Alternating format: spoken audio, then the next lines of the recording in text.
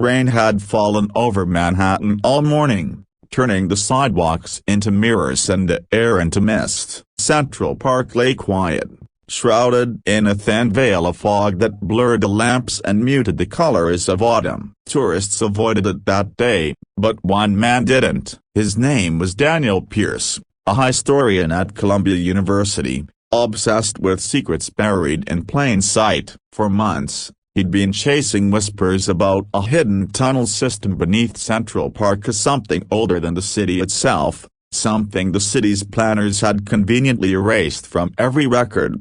Daniel had found his first real clue in the archive as a letter from 1856 written by Calvert Vaux, one of the park's original designers. It hinted at a chamber to be sealed beneath the lake, never to be disturbed. At first, he thought it might refer to infrastructure via a reservoir conduit, perhaps, but the tone of the letter unsettled him. It mentioned protection from what sleeps beneath and the folly of men who dig too deep. Now, on that wet October morning, Daniel clutched a folded copy of an 1860 survey map and stood by Bow Bridge, the lake rippling softly under the drizzle. He had arranged to meet his friend, Detective Lisa Moreno of the NIB. She wasn't supposed to be helping him technically. This was trespassing, but she'd seen enough of his research to know it wasn't just a wild academic theory. "Tell me again why we're out here instead of in a coffee shop?" Lisa asked, pulling her coat tight. "Because," Daniel said, kneeling near a stone embankment, "the city's blueprints for the reservoir tunnels don't match what's beneath this part of the park. There's a sealed section right under this lake." Lisa frowned. "Sealed how?" "Cemented, decades ago, probably during the 1930s renovations. But if we can find the old maintenance hatch, we can see for ourselves." "You realize if this goes south, I'm the one losing my badge," she muttered. Daniel gave her a small grin. "Only if we get caught." They worked their way along the lake's edge until Daniel found what he was looking for, a rectangular patch of metal embedded in the ground, half hidden by wet leaves. A city worker might have walked past it 1,000 times without noticing, but Daniel knew the pattern of old ironwork, pre-war. The bolts were rusted solid. Lisa crouched beside him. "Looks like it hasn't been opened in 100 years." "Exactly." Daniel pulled out a small pry bar and a can of penetrating oil. It took nearly 20 minutes before one of the bolts gave way with a groan that echoed in the fog. When they finally managed to lift the hatch, a blast of stale, cold air rushed up from the darkness below. "Smells like death," Lisa said, covering her nose. "More like history," Daniel corrected, clicking on his flashlight. The beam disappeared into the blackness of a vertical shaft with iron rungs leading down. They descended carefully, the echoes of their movements bouncing up the narrow tunnel. At the bottom, they found themselves in a wide stone corridor that stretched into darkness in both directions. The walls were slick with condensation, carved with strange, repeating markings and not letters, but geometric symbols. "This wasn't built for the park," Lisa whispered. Daniel nodded slowly. "This looks much older." They followed the tunnel east, their flashlights catching glimpses of iron doors and corroded pipes that led nowhere. The deeper they went, the colder it became, and the sound of dripping water grew louder. After about 10 minutes, the passage widened into a circular chamber. In the center stood a stone pedestal, ancient, weathered, and entirely out of place. "What the hell is that?" Lisa asked. Daniel approached it slowly. On the surface of the pedestal was a brass plate, green with age. The inscription read, "Here sleeps the guardian of the first foundation. Disturb not the silence beneath the city of light." Lisa's instincts screamed danger. "Daniel, this is getting creepy." "Maybe it's some kind of memorial." But Daniel was transfixed. "Foundation," he murmured. "That word appears in the letter too." He set his flashlight down and brushed away the dust around the base. His fingers found an edgy seam in the floor. "Lisa, help me here." Before she could stop him, Daniel pressed against the seam, and a low rumble echoed through the chamber. A section of the stone floor shifted, revealing a narrow staircase spiraling downward. Lisa swore under her breath. This is insane. You have no idea what's down there. Daniel gave her a wild, excited look. Exactly why I have to see it. They descended the stairs, the air growing colder and thicker. The smell changed to earthy, metallic, and faintly electrical, like ozone before a storm. When they reached the bottom, they entered a massive cavern, larger than anything Daniel had imagined could exist beneath Manhattan. The ceiling arched high above them, supported by pillars of black stone veined with quartz. In the center of the cavern lay a circular pit filled with water that glowed faintly from within, shimmering like liquid light. Lisa's voice trembled. "Danielle, a broken bar, what is this?" He could barely speak. "It's a broken bar, beautiful." She shook her head. "No, it's wrong. It's alive. Look at the water up, it's moving like it's breathing." The surface of the glowing pool rippled outward in perfect concentric circles. The light pulsed, brighter and brighter, until it illuminated carvings on the walls as strange humanoid figures with elongated faces and eyes like stars.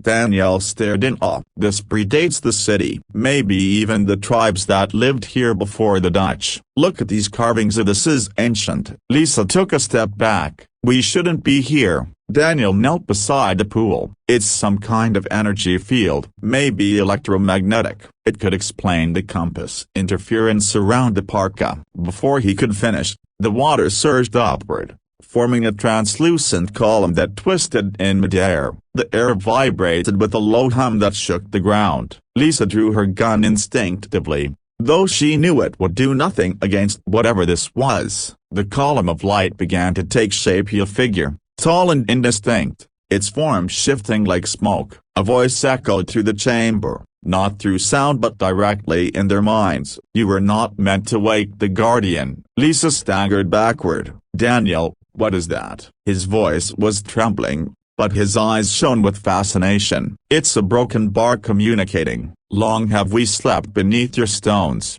the voice continued. "Bound by those who build above. You have broken the seal." Lisa pointed her gun at the apparition, though her hands were shaking. "Stay back." The figure tilted its head, almost curious. "The city above thrives on forgetfulness, but memory stirs. The foundation weakens." Danielle stepped closer, desperate. "Who are you?" "The first watchers," it replied. "We kept the balance when this land was wild and full of light. Then came men who carved and caged the earth. They buried us here, fearing what they could not understand." The light flared suddenly, forcing them to shield their eyes. Daniel felt warmth flood through his chest, a surge of knowledge, images flashing in his mind. The park's construction, ancient rituals, a circle of architects standing around this very pool, sealing something inside.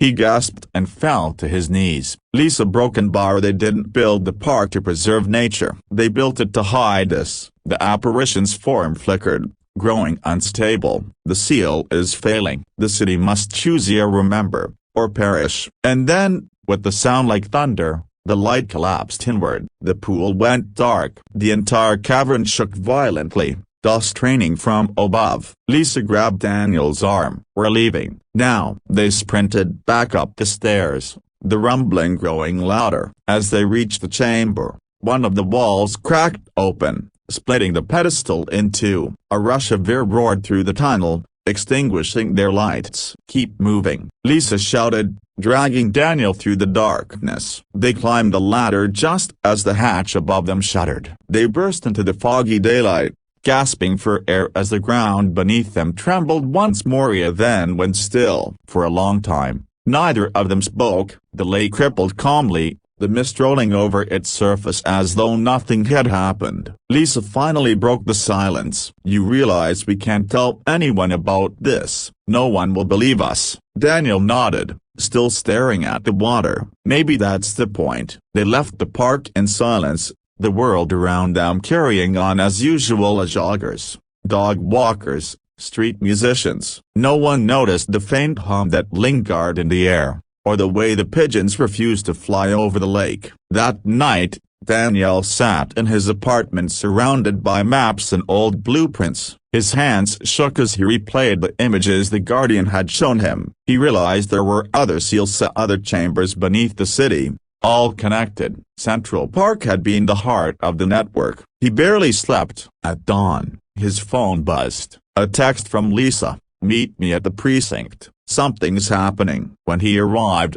she pulled him aside, her face pale. "The park's maintenance crews found a sinkhole near the lake early this morning. They say it's about to collapse." Daniel's stomach turned. The seal. They hurried to the site. The area was swarming with emergency vehicles. A massive crater had opened near Bow Bridge, revealing the edge of the tunnel they had explored. The city was calling it an infrastructure failure, but Daniel knew better. Through the chaos, he saw something glimmering faintly at the bottom of the pit, a pulse of blue light, deep and steady, like a heartbeat. "Lisa," he said quietly, "it's still alive." That night, the news reported strange electrical disturbances across Manhattan. Lights flickered, compasses spun, animals fled the park. Some witnesses claimed to see figures in the mist, tall, glowing shapes that vanished when approached. The city dismissed them as hoaxes, optical illusions caused by underground currents. But Daniel knew the truth. He could feel it in the air,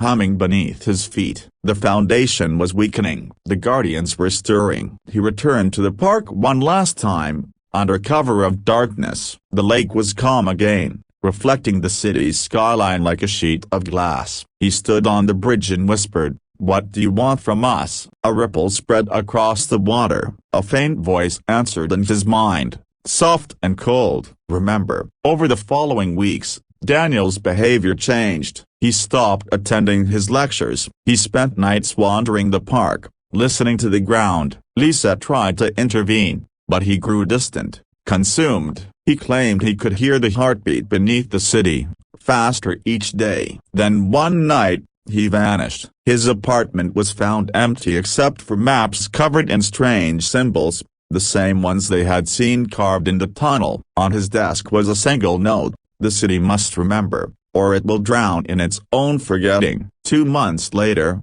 during a freak spring storm, a section of Central Park Lake drained overnight through a fissure that appeared and vanished within hours. Divers sent to investigate found nothing, and no tunnels, no chambers, no evidence of what Daniel had described. The park department sealed the area and declared it stable. Lisa resigned from the force soon after. She left New York entirely, unable to shake the feeling that something was watching from beneath. But sometimes, when she walked near a body of water, she swore she could hear a faint hum-like a voice calling from below, patient and ancient.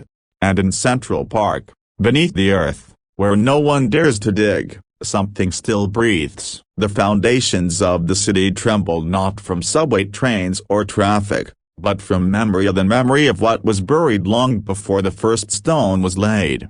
Tourists walk across Bow Bridge, laughing, snapping photos, unaware of the faint shimmer beneath the lake's surface, or the whisper that drifts through the mist when the wind is still.